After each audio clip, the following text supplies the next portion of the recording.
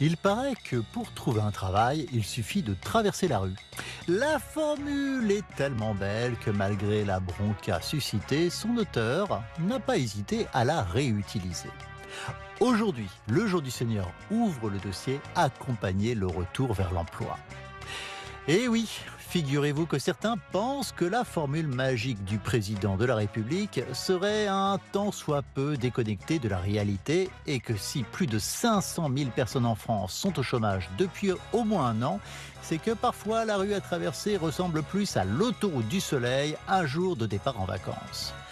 Car se remettre sur le chemin du travail demande à ces chômeurs de longue durée de se sentir légitimes alors qu'ils se sentent souvent disqualifiés, de trouver des ressources pour convaincre des employeurs alors que ces personnes ont parfois perdu confiance en elles, de savoir comment entamer leur recherche avec un système administratif dont la complexité et la froideur peuvent, on le sait bien, dérouter les plus motivés. Alors parfois, pour traverser la rue, il faut un bras solide auquel s'accrocher. Un accompagnement qui repose le plus souvent sur le secteur associatif qui y déploie une créativité et un savoir-faire indiscutables. Et c'est notre dossier du jour. Oui, car derrière le retour à l'emploi, il y a une question de dignité en jeu fondamentale pour nous chrétiens. Bonjour à tous et bienvenue. Bonjour à vous et bienvenue Marie-Hélène Grard. Bonjour. Vous êtes présidente d'ATD Quart Monde depuis 2020. Vous êtes déjà venue sur ce plateau du Jour du Seigneur, engagée dans le mouvement depuis 40 ans. On en parlera dans cette émission. Et à ce titre, vous avez été membre du CESE, le Conseil économique, social et environnemental, durant 13 ans. Par ailleurs, vous avez été membre du fameux Conseil scientifique dont on parlait tant pendant le Covid-19 de 2020 à 2022. Pour commencer, ATD Quart Monde, qu'est-ce que c'est ? On connaît le nom de ce mouvement, mais est-ce que vous pouvez nous en dire un peu plus ? Agir tous pour la dignité Quart Monde, c'est un mouvement de personnes qui s'unissent pour éradiquer la grande pauvreté, qui s'unissent pour n'oublier personne, pour ne laisser personne sur le bord de la route. Et avec les plus pauvres, avec leur expérience de vie, nous bâtissons des expérimentations dont nous parlerons tout à l'heure. Nous bâtissons des expérimentations pour montrer qu'ils ont envie de participer à notre société. C'est un mouvement, ça c'est vraiment important. Il y a dans l'idée de mouvement aussi un engagement, engagement chrétien. L'ADN d'ATD Quart Monde, c'est chrétien. Alors, nous avons été bâtis par un prêtre, Joseph Wrezinski, prêtre, voilà, et nous sommes maintenant devenus multiconvictionnels, nous disons. C'est-à-dire que nous respectons absolument toutes les religions. Ça, c'est vraiment très important, y compris les gens qui sont athées. Mais avec un ADN chrétien. Bien sûr. Et notre fondateur a écrit d'ailleurs des textes très forts là-dessus, sur le lien spiritualité, grande pauvreté. Il y a vraiment des textes de Joseph Wrezinski qui sont très très forts. Et tout est lié dans ce monde et sur cette question de société qu'est l'emploi. Est-ce que, pour reprendre l'expression qu'on a entendue d'Éric Paillet, pourquoi c'est pas si facile de trouver un emploi qu'il suffit pas de traverser la rue ? Parce que quand on vit durablement dans situation de chômage, qu'on est obligé d'aller chercher des aides à droite à gauche, on finit par ne plus avoir confiance en soi. Et que retrouver la confiance en soi pour oser aller montrer que l'on est capable de tenir tel ou tel emploi et le tenir vraiment dans la durée, il faut avoir quelqu'un, vous en parliez dans le reportage, la présentation, il faut quelqu'un qui vous accompagne dans la confiance et dans la durée. Ça, c'est vraiment très important. On le fait pas seul en fait. On ne le fait pas seul. Ce n'est pas possible. On l'a démontré et on le démontre tous les jours avec Territoire zéro chômeur de longue durée, cette expérimentation qui permet à des gens de retrouver un emploi en CDI. Ces personnes, elles ont retrouvé un emploi en CDI, mais parce que nous avons dialogué pendant des mois pour voir quel emploi allait vraiment leur correspondre. Est-ce que ce sera à temps plein, pas à temps plein ? Et puis ensuite, elles sont accompagnées vraiment dans la durée. 35% des chômeurs sont en situation de grande pauvreté. Qu'est-ce que ça veut dire en termes de réalité ? Qu'est-ce que ça représente ? La réalité de la grande pauvreté, c'est que ce n'est pas un accident de la vie. Vous avez vécu souvent vous avez vécu dans la précarité, et là, vous arrivent d'autres soucis. Et la grande pauvreté, c'est quand vous avez des soucis dans tous les domaines des droits.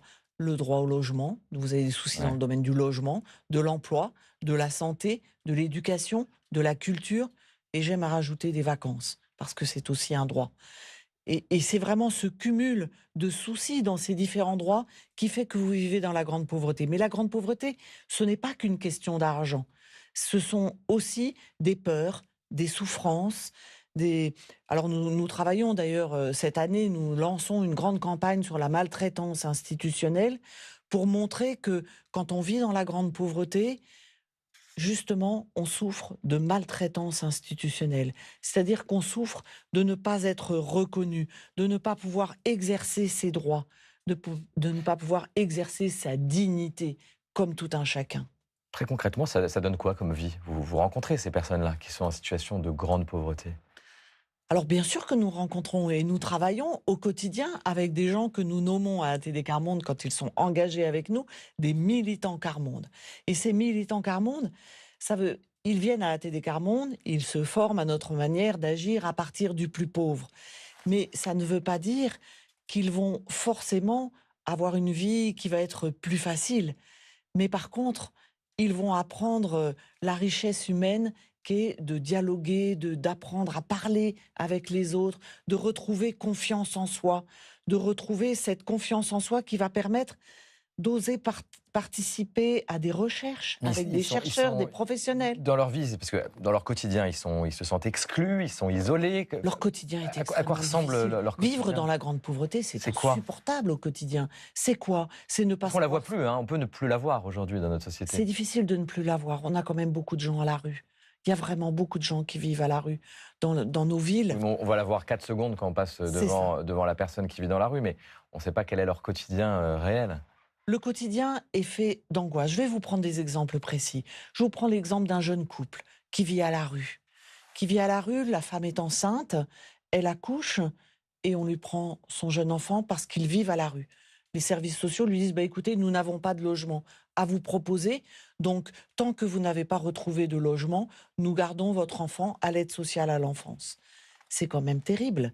Ça veut dire qu'en France, on ne propose pas de logement, mais même on ne propose pas d'hébergement à une femme enceinte en dessous de 7 mois. Bah, voilà, C'est-à-dire que vous êtes enceinte de 6 mois, vous appelez le 115 à Paris ou ailleurs, vous appelez le 115 pour être hébergé et vous n'aurez pas d'hébergement. bah, c'est typiquement une réalité qu'on ne C'est voit ça la pas. grande pauvreté. Voilà, c'est C'est ça la une grande réalité pauvreté. qu'on ne voit pas. Ouais, Mais tout à fait.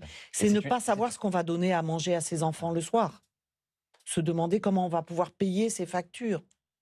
Parce qu'on n'a rien.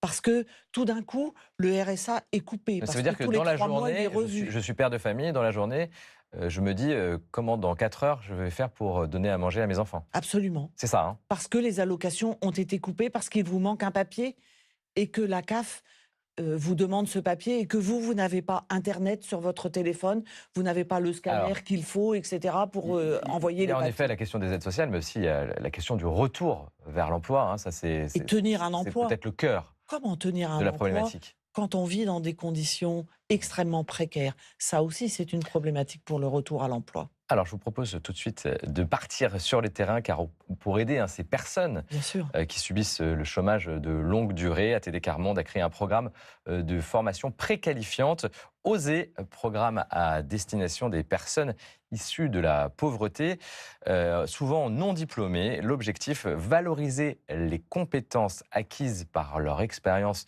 de vie et qui sont transposables à une activité professionnelle. Vous allez voir, ce programme est très ingénieux. On regarde tout de suite sur le terrain et puis on en parle juste après avec notre invité.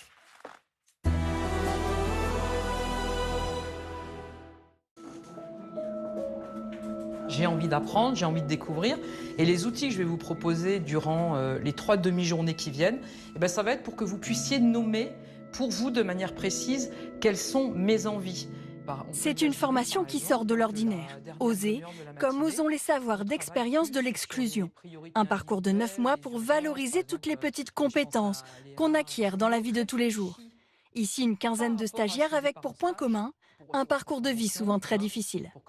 Je suis au RSA et c'est vrai que des fois je faisais quelques missions Et puis là, quand on m'a parlé de ça, Oser, j'ai dit tiens, pourquoi pas. C'est que ça parlait des personnes, du public qui n'avaient pas forcément fait des grandes études et, euh, et que ça parlait beaucoup du savoir, de ce qu'on avait vécu et tout. Et puis je me suis sentie quand même visée. Moi, je suis à fond dedans.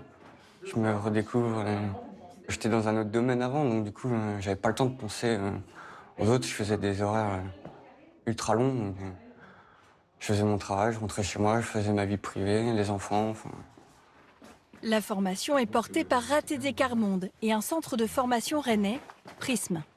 Oui, c'est pas le même exercice. En fait, c'est quand même des personnes à qui on n'a jamais forcément demandé qu'est-ce que vous avez envie de faire. Les personnes qui vivent l'exclusion, qui vivent la pauvreté, ont vraiment des savoirs pour aller vers des personnes qui ont vécu aussi ou qui vivent eux-mêmes aussi la pauvreté. On va accompagner les stagiaires sur une première phase où là, on va plutôt être centré sur soi, sur son parcours de vie, justement pour valoriser tout ce qu'ils ont en eux et tout ce qui va pouvoir leur servir demain. Ensuite, il y a la phase de construction de projet où là, on va être sur la découverte des métiers, des secteurs d'activité. Avec un focus sur 4 secteurs. L'animation, la médiation, les métiers du social et de la petite enfance. C'est un atelier peinture. Pourquoi ça vous semble important de proposer le doudou, le câlin, lui parler, lui expliquer? Qu'est-ce que ça va produire chez l'enfant? Ce que j'attends de vous, c'est vraiment une posture professionnelle. Pour plus de réussite, chaque stagiaire est accompagné par une personne référente qui la soutient au quotidien. Un suivi qui a permis à Ludivine de mener son projet à terme. C'est quoi comme formation déjà ? C'est un CAP esthétique pour le but de devenir socio-esthéticienne. D'accord. Je trouve que l'esthétique permet de se dire mais je suis belle, mais je me sens bien, quoi. Et c'est ce que j'ai envie d'apporter. Voilà, c'est ce genre de choses où je me suis dit j'ai une compétence, maintenant à moi de la faire valoriser via un diplôme. Aujourd'hui, le programme Oser est proposé à Rennes, mais aussi à Lille. L'objectif à terme serait de le généraliser partout en France. Je vaux quelque chose. C'est ça que ces personnes doivent se dire à la fin de cette formation. En tout cas, c'est une clé pour s'en sortir. Absolument. Et ça, c'est dans l'ADN d'ATD Carmonde. Vous savez, Joseph Wresinski, quand il est arrivé en 1957 à Noisy-le-Grand, au milieu des 250 familles qui vivaient dans un bidonville. C'était vraiment des bidonvilles à l'époque, oui. Ils ont mis en place une bibliothèque, une laverie et un salon d'esthétique. Ouais. Exactement ce que dit Ludivine. C'est ce salon d'esthétique pour retrouver l'estime de soi, pour oser se regarder et dire comme Ludivine, je suis belle et je peux aller m'exprimer devant les autres, je peux aller parler aux autres, je peux donner des choses aux autres. Il faut aller puiser en quoi de nous, quand je dis nous, c'est notre nature humaine, pour retrouver cette dignité-là, ce regard positif sur soi-même. Eh bien, il faut entendre la confiance que les autres vous font. C'est ça qui est très important. À mon avis, c'est l'une des pierres angulaires vraiment absolument essentielles. C'est entendre, comprendre que les autres vous font confiance et que vous valez quelque chose et vous allez pouvoir avancer dans ce chemin de l'emploi que vous voulez retrouver. Donc c'est ça, en fait, la rue à traverser. Quelque part. C'est ça, la rue à traverser. La fameuse expression dont on parlait en début d'expression est celle un peu malheureuse du président de la République. Très malheureux. Quel est le moteur qui fait qu'on peut traverser la rue ? Nous, ce que nous savons d'expérience à ATD Carmonde, avec les personnes très pauvres avec lesquelles nous sommes, c'est que toutes veulent retrouver un emploi. Et que ce chemin de l'emploi, de retour à l'emploi, il va se faire, mais il faut prendre en compte cette notion de temps. Ça ne va pas se faire de façon rapide et facile. Il va falloir du temps pour retrouver la confiance en eux. Comme le dit Ludivine, retrouver cette estime de soi. Et puis, que quelqu'un ose les accompagner en leur montrant la route, en leur montrant le chemin. Ouais, c'est ce rapport à l'autre qui change c'est vraiment très le regard. Important. C'est vraiment essentiel. Notre passion est que le quart-monde rejoigne le monde des travailleurs. S'il ne le rejoint pas, il restera toujours pour la société un ensemble d'inadaptés, de familles à problème. Voilà ce que disait le père Wresinski, dont vous parliez, le fondateur d'ATD Carmonde. Ça, c'est important aussi, ce regard qu'on peut avoir sur ces gens qu'on dit inadaptés, ou en tout cas de cassos, comme on dit dans le langage courant. C'est vraiment fondamental pour nous, à ATD Quart Monde, de croire en la personne, en toute personne. Toute personne est capable. Toute personne doit avoir une place dans la société. Nous devons arriver à vivre à égale dignité, comme nous disons à ATD Quart Monde. Et c'est pas un vain mot. C'est-à-dire, dans nos fondamentaux que Joseph Wresinski a écrit avec les premiers volontaires permanents du mouvement, il y a cette phrase de tout homme porte en lui une valeur fondamentale et inaliénable qui fait sa dignité d'homme. Eh bien voilà, c'est vraiment ne laisser personne de côté, c'est être sûr que toute personne va pouvoir exercer sa dignité. Mais pour cela, il faut aussi prendre le temps de l'écoute. On en a peu parlé là. Mais je sais que dans cette formation Oser, ils prennent le temps de l'écoute de chacune et chacun. Prendre le temps de comprendre quels sont les projets vraiment de chaque personne. Après, pour mettre en place un projet, il y a aussi des freins très concrets. La garde des enfants, pour mettre en place un projet professionnel, le transport, parfois on est loin du potentiel lieu de travail. Les peurs des regards des autres aussi. Il y a tout ça. J'ai en tête une militante Quart Monde qui a fait cette formation Oser, qui est ressortie de cette formation. Elle était, comment je vais dire, regonflée, entre guillemets. Vraiment, elle allait mieux et elle est allée d'ailleurs à la poste pour faire de la manutention. C'était pas forcément ce qui était proposé dans Oser comme formation pour eux. Mais elle a dit, je vais pouvoir tenir ce poste. Et puis en fait, elle a une vie quand même, elle a une vie de grande pauvreté depuis son enfance, qui malheureusement physiquement l'a pas mal cassée. Et cette manutention à la poste, qui n'était qu'un CDD, s'est arrêtée. Et puis elle a dit, non mais c'est quand même trop dur pour moi. Et en sortant de cette formation, elle s'est rendue compte que elle avait des grosses lacunes en orthographe. Elle a dit, mais je vais jamais arriver à pouvoir faire la médiation sociale que je voudrais faire. Et puis la personne qui l'a accompagnée a été tenace. Elle a tenu avec elle pour chercher la formation qui allait lui correspondre. Et elle a trouvé. Elle est à Rennes. Elle a trouvé. Elle fait une formation en alternance.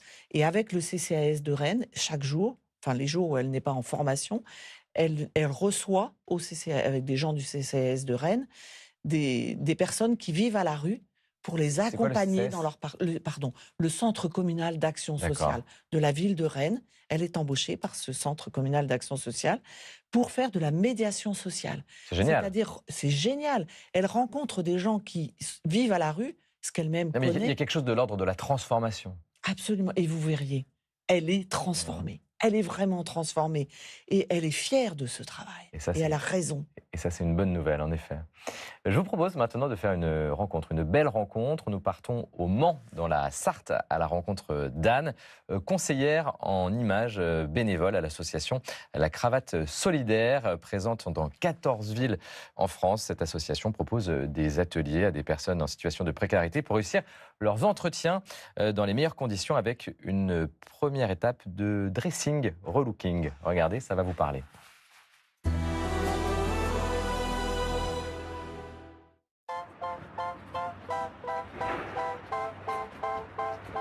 Je suis Anne Milovan, j'ai 55 ans et ça fait 2 ans que je suis bénévole à la Cravate Solidaire. Je ne sais pas si tu aimes le beige. C'est une association qui accompagne les personnes qui sont soit étudiants, soit en recherche d'emploi, soit en reconversion professionnelle et qui ont besoin de conseils pour un entretien professionnel. Bonjour Mamadou. Bonjour. Je te laisse poser tes affaires. À la Cravate Solidaire, il y a 2 parties. Il y a la partie conseil en images, c'est ce que moi je fais, et il y a la partie conseil au niveau ressources humaines. Tu m'as dit que tu venais pour la menuiserie, c'est ça? Oui, c'est la menuiserie. D'accord, très bien. Donc je vais te proposer une tenue qui convient, adaptée, qui te plaît et dans laquelle tu te sens bien. D'accord. Je pense pas que je vais aller vers un pantalon de costume. Ça n'irait pas avec ton secteur. Hein. Alors, tu vois, faut quand même que tu n'aies pas l'air déguisé non plus. Hein. Donc, on va regarder déjà au niveau des chemises. C'est quelque chose qui m'intéresse beaucoup, moi, la réinsertion professionnelle, parce que je trouve que quelquefois l'image est mise de côté, un peu négligée. On se concentre sur ce qu'on dit, sur les mots, les paroles et tout. Mais la première chose que les gens voient de nous, c'est quand même notre image. Alors, regarde. Regarde-toi dans la glace. mais ça te donne un côté peut-être plus décontracté pour l'entretien, tu vois, d'avoir le nœud. Ça, c'est très joli sur toi, mais peut-être plus pour, je sais pas, une soirée ou je sais pas, quand tu vas avoir des amis. Quelque chose que j'aime bien à la cravate solidaire, c'est l'idée justement que tout le monde ait les mêmes chances. Donc c'est vraiment impulser quelque chose pour les aider à aller vers l'emploi et retrouver confiance en eux. Bah, c'est un peu original parce que je me suis jamais habillé comme ça, mais je me sens bien dedans. Il faut les faire pour l'entretien, pour bien se préparer, parce que nous, à la manière qu'on s'est habillé et la manière que les patrons veulent nous voir, c'est pas pareil. C'est vrai que le moment un peu étincelle, c'est quand ils se regardent dans la glace et qu'ils se plaisent, en fait. C'est ça qui me satisfait le plus. Et moi, je te donne un sac pour récupérer les affaires qu'on t'a données aujourd'hui. Okay. Et je te souhaite bonne chance pour la suite. Bah, merci beaucoup. Au revoir. À la prochaine. L'idée, c'est que entre l'entrée et la sortie, qu'il y ait un début de transformation, quelque chose, un petit déclic qui s'est fait. Des fois, il suffit de petites choses pour modifier le regard que les gens ont sur vous. Celle-là, elle est très jolie, j'aime bien. Ça te plaît? Voilà, je vais faire réagir Marie-Alette. Vous étiez photographe, hein? Absolument. Aux téléspectateurs, ça doit vous parler. Mais dans cette transformation, il y a presque quelque chose de spirituel, moi, je trouve. Franchement, c'est fort. On sent combien ces personnes, comme le dit l'accompagnatrice, elles se transforment devant la glace. Ouais, c'est ça, c'est l'expression que je gardais aussi. Ouais. C'est quand même, c'est formidable. Retrouver l'estime de soi, c'est très, très important. Là, il y a une espérance qui est posée. Oui. Retrouver l'estime de soi pour ensuite oser aller plus loin. C'est vraiment ça. C'est leur permettre d'oser se regarder pour dire je vais oser aller parler aux autres là maintenant, je vais oser aller occuper un emploi qu'on va me proposer. C'est pas si simple quand depuis que vous êtes tout petit, on vous dit à l'école que vous êtes nul et que vous ne réussirez jamais et que de toute façon les études c'est pas fait pour vous. C'est pas simple, hein. Là, dans ce projet de retour à l'emploi, il y a une promesse chrétienne, quelque part. En tout cas, c'est ce que vous mettez en avant, vous. Oui, il y a cette espérance. Il y a cette espérance qui est au cœur de chacune et chacun et que l'on voit briller devant la glace. C'est vraiment ça. Une citation, allez encore, une dernière. Pourquoi êtes-vous resté là toute la journée sans rien faire? Ils ne lui répondirent. Parce que personne ne nous a embauchés, il leur dit « Allez à ma vigne, vous aussi ». Voilà pour cet extrait de l'Évangile selon saint Matthieu. C'est la parabole de l'ouvrier de la 11e heure. Elle raconte comment un propriétaire terrien rémunère également ses employés, peu importe l'heure où ils ont commencé leur travail. Qu'est-ce qu'elle dit du travail, cette parabole, en tout cas, de cette manière de voir le travail? Alors pour moi, elle dit ce que nous expérimentons à ATD Quart Monde dans une entreprise qui s'appelle TAE, Travailler et apprendre ensemble, qui est à Noisy-le-Grand, qui est une petite entreprise, mais où nous expérimentons justement le fait d'embaucher des gens qui sont au chômage depuis très longtemps et vraiment cassés par ces années d'errance, de vie à la rue, de grande pauvreté, et des gens qui ont choisi de quitter leur boulot pour venir travailler dans cette entreprise pour un temps. Un choix fort. Un choix fort, vraiment. Et j'ai eu la chance, vendredi dernier, d'y accueillir les numéros 1 et numéro 2 de la CFDT et de la CGT. Des syndicats. Des syndicats qui ont rencontré ces travailleurs. Pour conclure, oui. Et franchement, c'est fort de voir ces personnes parler de leur travail avec une telle fierté. C'est ça qui est important. Fierté. Fierté, vraiment. On va garder ce mot ce matin. Merci Marie-Alette, vous restez avec nous bien sûr. L'émission se poursuit avec la culture si bien portée au jour du Seigneur par Constance de Bonaventure. Bonjour Constance. Bonjour David, bonjour, bonjour à tous. On démarre avec la sortie d'un film cette semaine sur la figure incroyable de Lee Miller. Oui, Lee Miller qui était d'abord muse, mannequin, muse de Man Ray, modèle du magazine Vogue. Elle a commencé sur le tard une carrière de photographe de guerre et le film retrace donc cette période précise de sa vie. Ça se passe dans les années 30, à la veille de la Seconde Guerre mondiale. Regardez cet extrait de la bande-annonce. L'Europe était en guerre. Aucune habilitation ne sera délivrée aux femmes. Tout ce que je veux, c'est faire ma part. Pourquoi c'est aux hommes de décider ce qu'on doit faire? Je pars pour le fond. On se met en route? Je ne m'attendais pas à entendre ça. 800 kilomètres dans l'horreur absolue.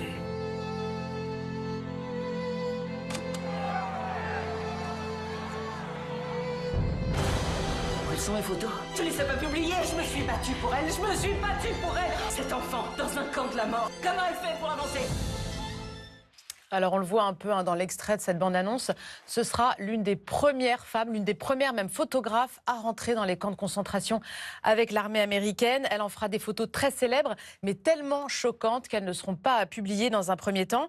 Lee Miller a été vraiment l'un des grands témoins de cette époque, de la Seconde Guerre mondiale. Elle a photographié notamment les femmes tondues, les suicides aussi des familles d'officiers nazis.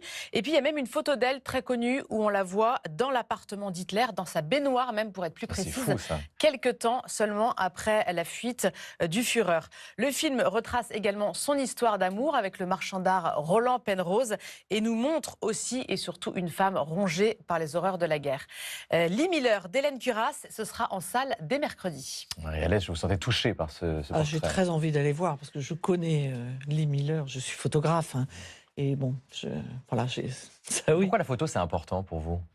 C'est une passion depuis mon enfance. Et quand j'entends ce que Lee Miller a tenté dans ces années-là, moi, je revois ce que j'ai fait comme petite photographe en 1980, où on me disait « Mais photographe, une femme, c'est pas possible ». Sexisme. Un coup de cœur maintenant, Constance, cette fois-ci de littérature. Voilà, alors ça s'appelle L'Italien, roman sublime de l'espagnol Arturo Pérez Reverte. Alors ça se passe, j'ai pas fait exprès, aussi pendant la Deuxième Guerre mondiale. Alors à Gibraltar, cette fois, territoire britannique au sud de l'Espagne, la marine italienne de Mussolini tente d'arracher aux Britanniques le contrôle de cette partie de la Méditerranée. Et pour cela, des nageurs de combat italiens sont secrètement déployés sur des torpilles pour aller saboter des navires anglais. Alors ça, c'est le contexte. Mais l'Italien, c'est surtout une histoire, un roman d'aventure et d'amour. Elena Arbues est libraire à côté de Gibraltar et un jour, en se baladant sur la plage, elle tombe sur un corps ramené par la mer. Ce corps, c'est celui de Teseo Lombardo, l'un de ces nageurs de combats italiens. Et petit à petit, eh bien, la jeune libraire va participer à ces opérations militaires secrètes et en parallèle, donc, tomber amoureuse de Teseo Lombardo. Arturo Pérez Reverte, auteur espagnol que j'aime beaucoup, nous livre ici un roman historique qui nous apprend beaucoup de choses sur cette page de l'histoire de la Seconde Guerre mondiale qui est assez méconnue, sur ces opérations notamment menées par les Italiens. Et c'est aussi, vous l'aurez compris, un roman de suspense et d'amour. L'Italien de Arturo Pérez Reverte, c'est publié chez Gallimard. Et comme quoi on apprend encore des choses sur cette période de la Seconde Guerre mondiale. On poursuit avec votre chronique patrimoine, Constance, que vous consacrez ce mois-ci à l'hospitalité. Quel joyau avez-vous trouvé ce dimanche? Justement, pour parler de l'hospitalité, je vous propose de partir en Bourgogne, visiter ces merveilleux hospices de Beaune, lieu formidable. même de l'hospitalité et du refuge. Cet hôtel-dieu est l'un des plus célèbres au monde. Vous reconnaissez sans doute sa magnifique toiture en tuiles vernissées de Bourgogne. Les hospices de Beaune, de style gothique flamboyant, ont été fondé en 1443 par Guigone de Salins et son mari Nicolas Rollin, chancelier des ducs de Bourgogne. La vocation première d'un hospice ou hôtel-dieu, c'était d'accueillir les vieillards et les infirmes, comme ici dans cette grande salle des pauvres. C'est là qu'étaient soignées les personnes souffrantes. Le mobilier a été reconstitué lors de la Restauration au 19e. Et tout au fond, la chapelle nous rappelle la double fonction de ce lieu, religieuse et médicale. Les hospices de Beaune abritent également ce polyptyque du jugement dernier de Van der Weyden, où vous voyez le Christ majestueux et à ses pieds l'archange Saint-Michel qui pèse les âmes des défunts. Quelle magnifique découverte. Merci Constance, à dimanche Merci, prochain. David, à dimanche. Merci Alette pour ce beau témoignage ce matin. Merci à vous.